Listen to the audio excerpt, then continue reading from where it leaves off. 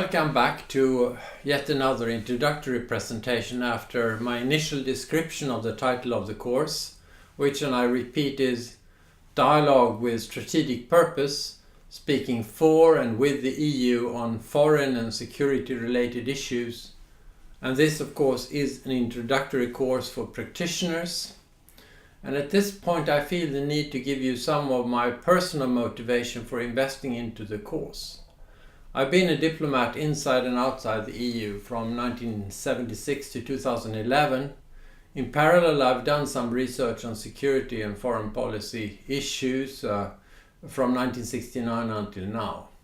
The issues that I will be discussing throughout the course are actually problems that I've constantly met myself during this entire period. So that's my first point here. I'm not presenting any ready-made solutions. I'm not pretending to give you quick fixes in terms of implementation of the EU global strategy for foreign and security policy, because there are no such quick fixes. Many would say that they have to struggle just to stay afloat and avoid that things get worse both inside and outside Europe. Some of the initial optimism in the opening lines of the European security strategy from 2003 is gone. On the other hand, the global strategy is there, which means that many people have something now that they thought would not have been possible to see. But still, you might ask, who am I to tell you about these things? My perhaps unique comparative advantage when looking at my own background compared to that with many other colleagues is that I've been allowed to work on security-related issues almost without interruption for 45 years. This is very unusual because many diplomats are posted to different contexts throughout their careers. I've been focusing more specifically on European security effectively since the early 80s, mainly in multilateral contexts. But I won't go into detail here. You can find my CV and my publications in the course literature and on my website.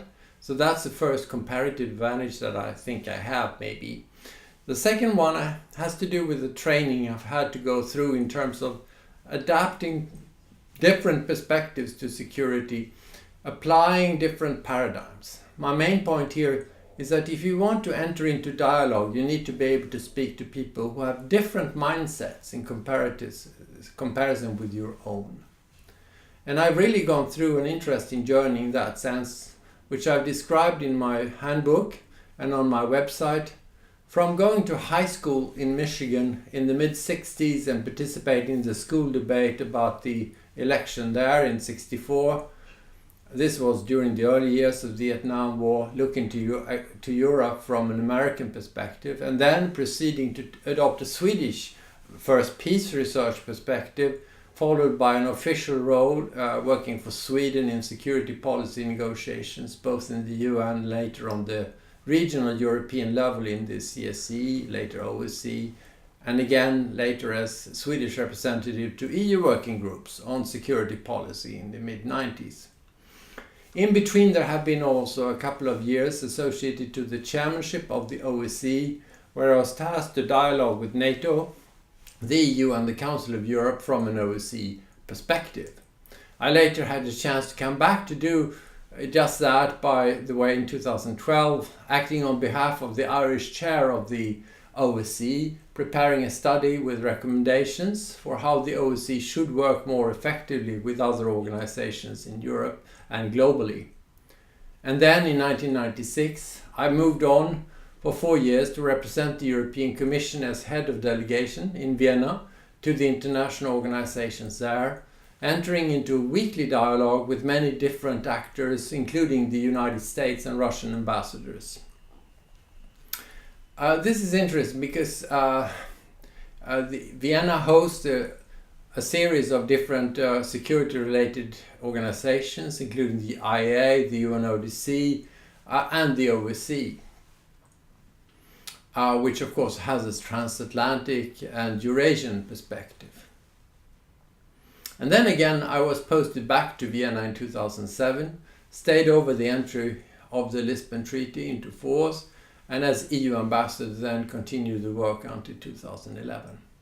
In between 2000 and 2007, I was head of the security policy unit In the external part of the European Commission, I was acting as Deputy Political Director in settings such as the G8, and reportedly also served as a European Commission representative to NATO, for instance in the regular meetings between the Political and Security Committee and the North Atlantic Council.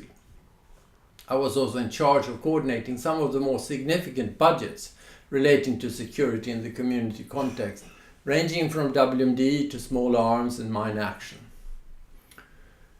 So during this entire period, I've been constantly, every day, confronted with the question, what can we say?